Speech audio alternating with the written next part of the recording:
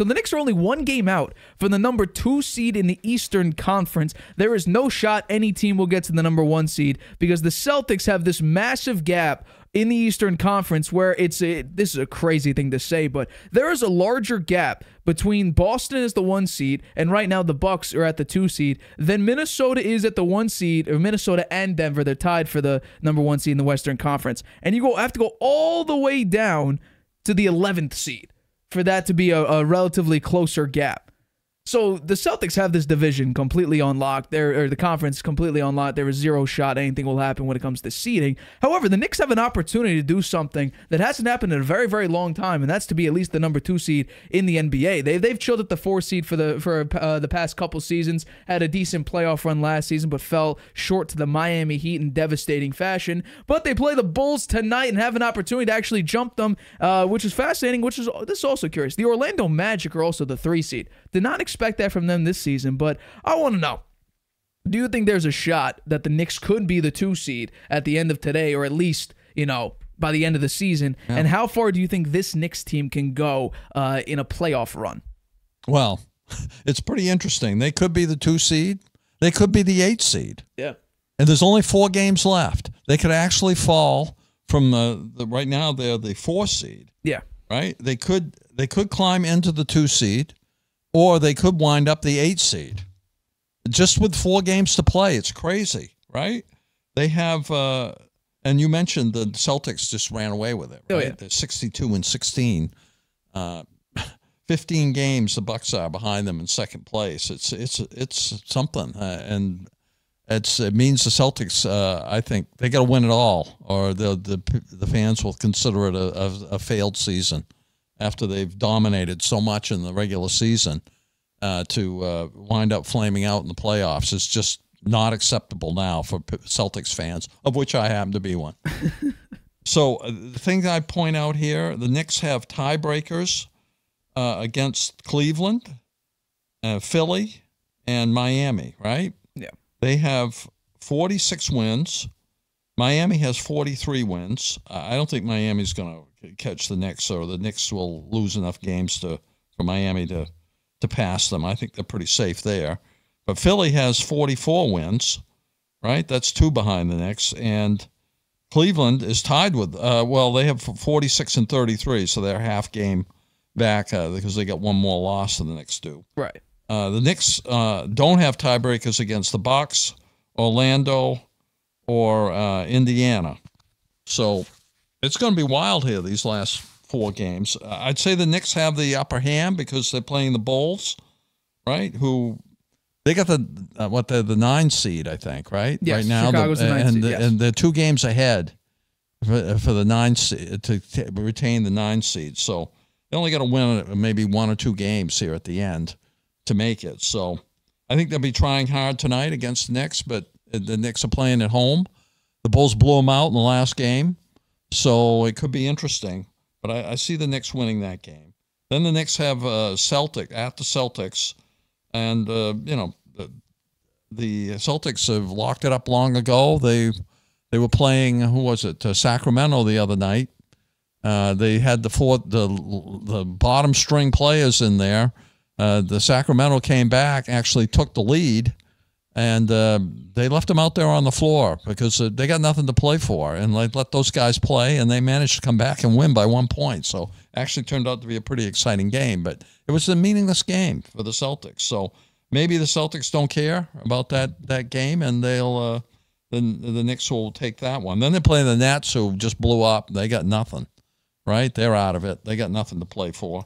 Good chance they'll be playing their, young players to see what they've got in these last couple of games. So they should win that game. And then they finish with the Bulls again. And the Bulls probably won't have anything to play for in that game because they'll have locked up the 9th seed. So I see the Knicks' chances of moving up. I don't know what the schedules are for the Bucks in Orlando. But as long as if the Knicks can win out, then maybe they do get the 2 seed. And I think that's probably the best thing for them, because currently if the Knicks get the 2 seed right now and the rest of the standings remain the same. So basically, I'm saying Milwaukee drops down 1, Orlando stays put, which would be the 4 seed, and the Knicks move up to 2. that means that the Knicks would play Philly. I like the Knicks' chances against Philly. I really do. But I will say, and I've said this before, I feel like when it comes to playoff time, and now with Julius Randle out for the rest of the year, it will become Jalen Brunson or bust. The silver lining with that is he's pretty good at it. He's pretty good at carrying a team by himself. Josh Hart, I think, is a very, very underrated player. He's a tremendous rebounder for the Knicks. I think, Hartenstein has done a pretty damn good job holding down the fort, and Mitchell Robinson being back after it was, thought for a large part of the season he was going to be done for the rest of the year. He came back about a week and a half ago to 2 weeks ago, and he's played not too bad, but he's been on a minutes restriction and hasn't really started. The benefit for the Knicks is that their schedule is pretty good. It's relatively easy if you just take out the Boston Celtics. They might go on a 3-1, they might go on a 3-1 record to end the year because they could beat the Bulls twice. The Celtics. Well, the Celtics have nothing to play for. Right, they have nothing to play for, but do they want a really, really good record? In that case, they're not getting to 70 wins. That's true. Maybe you think they really want to get to 65 wins? Maybe. I don't know. I don't need to. Correct. They do not need to because nothing will happen seating-wise. So they may rest maybe for the rest of the season. They don't want their best players to get hurt. That's true. I think the thing they got to worry about is rust. Yeah. Right? And not having that focus, that you need when you're up against the wall. They haven't had that at all this season. So that could be a troublesome for them, particularly in the first round, depending on who they play. Also, the benefit for the Knicks is the Bucks are absolutely reeling. They've lost 4 straight. The Bucks have been terrible. They have been absolutely abysmal with Doc Rivers. Don't understand why Adrian Griffin got fired. That still was a weird firing. At the time, they were 30-13. Yeah, their defense was poor, but I wonder why. You got rid of your best defender. No wonder your defense is going to suffer. That makes a little bit of sense. He went over to the Celtics, and the Celtics' defense has become pretty good. It's pretty good. You move off of Marcus Smart, get Drew Holiday, arguably a better player than Marcus Smart. And then Doc Rivers right now is 15-17. So that also benefits the New York Knicks. The one that's very, very shocking is the Orlando Magic have gone on 2 pretty good runs. Right now they're on a 4-1 win streak. They were 4-1 the last 5 games. And then about 8 games ago, they went on a 5-game winning streak. So the Magic have caught absolute fire. And the last time the Orlando Magic played the Knicks, actually, which I guess could be a benefit to them, they got blown out 98-74. So the Knicks got blown out? No, the Magic did. Magic did, yeah. So the Knicks could have a great opportunity to jump to that 2 seed, especially with a relatively easy schedule, depending on how hard Chicago fights. But I think it's going to be fascinating to see when it comes playoff time, because I still think it'll be Jalen Brunson or bust. Now, Dante DiVincenzo did just set the Knicks 3-point record for the most 3-pointers made, and I think Jalen Brunson is 4th on that list as well. So both players are having a tremendous year. However, if Julius Randle was there, we've seen consistently he doesn't perform as well as he does in the postseason. Mitchell Robinson, I don't think, is a great offensive piece. He's a pretty good rebounder and a very, very good defender, I would say, but he's not going to go out there and drop 15 points a game. He complains about his offense, but he's not a great offensive player. Now you have Josh Hart, who he's kind of Draymond Green-y, where he goes, he's a triple single basically, but he has the potential to rebound at an extraordinary level for a guard forward blend. And you know what? Assists not that bad. So Josh Hart's a pretty good player. Uh-huh.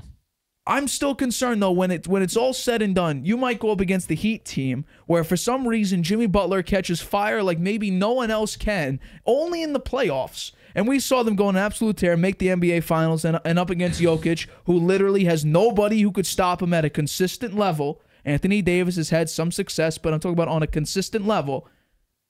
You got absolutely shredded. I believe they lost in 5. Mm-hmm. So I think the 2 seed is good for a confidence reason. For you're not playing a very, very tough middle-of-the-road team like maybe Indiana could move up a little bit, or Cleveland, who last year they were the best defensive team, and this season they're 7th in the NBA. But I'm concerned for the Knicks if they get into it with a pretty consistent team who does not quit like in Indiana, who they are one of the best scoring teams in the NBA but play no defense. If Jalen Brunson is not on his A game, they will not be able to keep up. Mm-hmm. Well, I think you've said it accurately, and I think it's the reason the Knicks don't get to the finals or even to the the conference championship because it is going to be on Jalen Brunson's back. And that's what happened last year when Julius Randle was hurt, right? And Jalen Brunson was really the only player out there.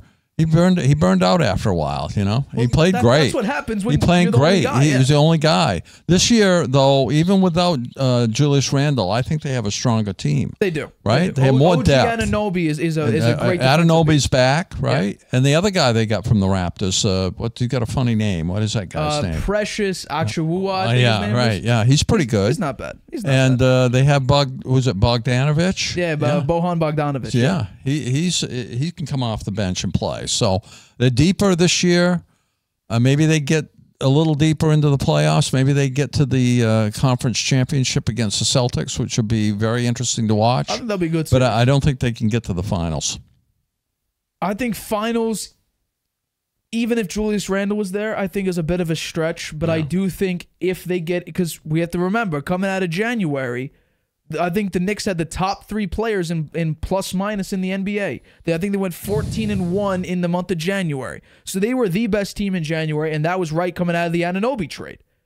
So they can get on these hot streaks, and I'd be nervous if the Knicks start picking up speed and they start playing and gelling like a true team. Everybody's playing with their roles and playing it at an effective level. You know, Brunson doesn't need to drop 50 in order for them to win a game, which, you know, has happened several times, and sometimes he drops 45 points and they still lose. You need Dante DiVincenzo to be hitting his threes. You need Josh Hart to play good defense and rebound effectively. You need OG to hit that corner 3 that he does very, very well, and you need Brunson to not absolutely choke at the 3 ball. The Knicks in this season, they're 21st in offense, and then the pace is terrible. They don't score enough points per possession, which is a serious problem when you go up against an efficient scoring team, which someone like Indiana can be. Now, there's a reason why Indiana is only, I believe, the 6th seed, and that's because they don't play any defense. But the Knicks do generate several second chance opportunities. You know why? They're number 1 in offensive rebounding. They get nearly 13 a game. If you want to round up, it's 12.7. But they get about 13 offensive rebounds a game. So they create these second chance opportunities. It's just about cashing in on them, which could be a problem. Because if DiVincenzo's off his game, if Brunson slips even the slightest bit, doesn't even need to have an off game. Just if he shoots a little bit less efficiently. Josh Hart, if he can't score a basket, injuries might pile up as well, which the Knicks for some reason are prone to the past couple seasons, whether it be Randall, Robinson, Brunson deals with injuries here and there. Josh Hart, I think, has dealt with some injuries. Well, they seem pretty healthy except for Randall right now. So, and they're a little deeper than last year, so they might make it to the conference finals, but I don't think they make it to the championship game. Championship series. They would need an upset within.